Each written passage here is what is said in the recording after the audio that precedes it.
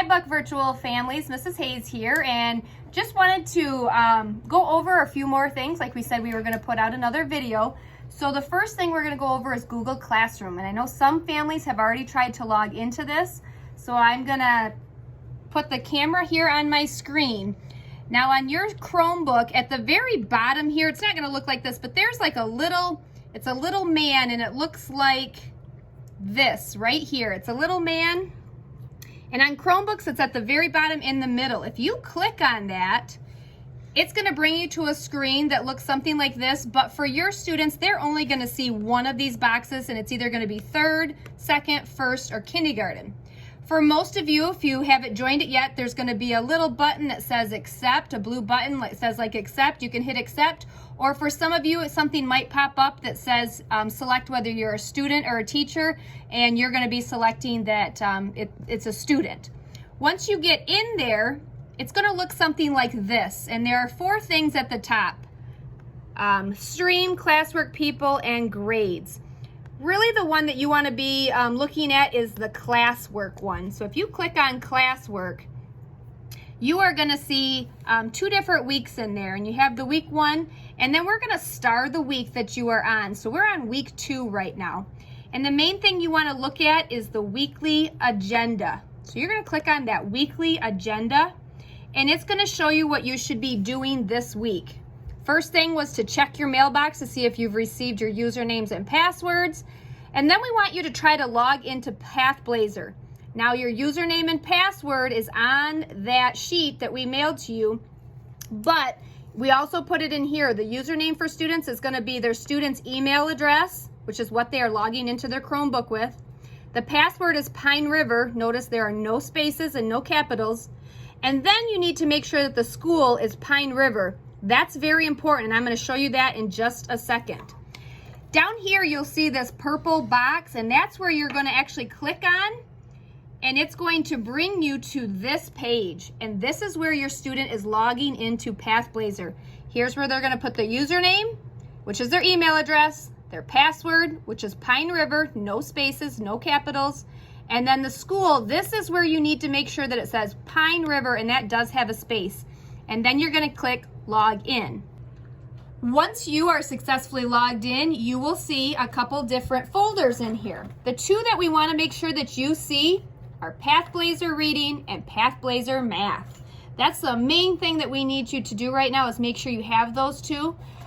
If you have this Odyssey one, that is totally okay too, because for some of the grade levels, we're going to be using that for science and social studies. But we want to make sure you for sure have these 2 right now.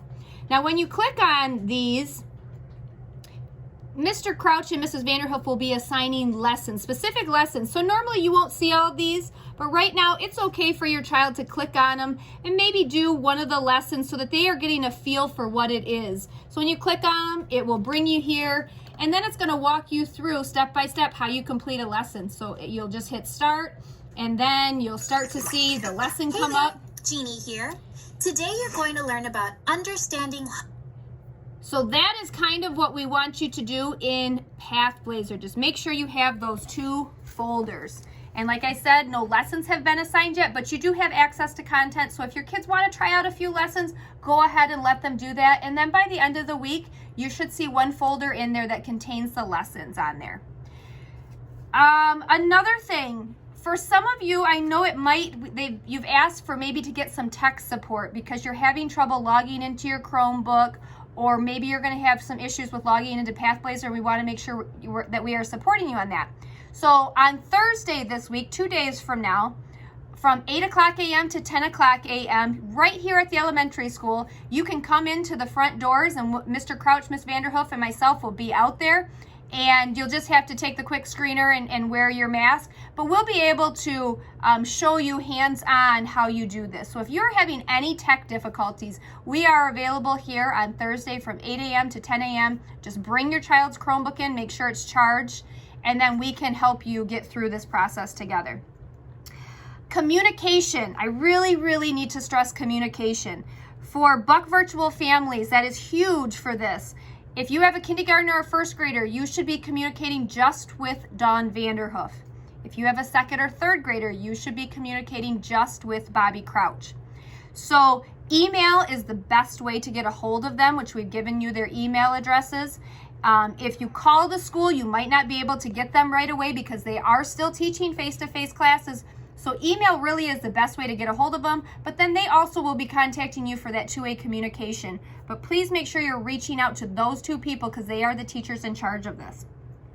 And one last thing, you will be receiving another email from us entitled NWEA. That's what the subject line will be.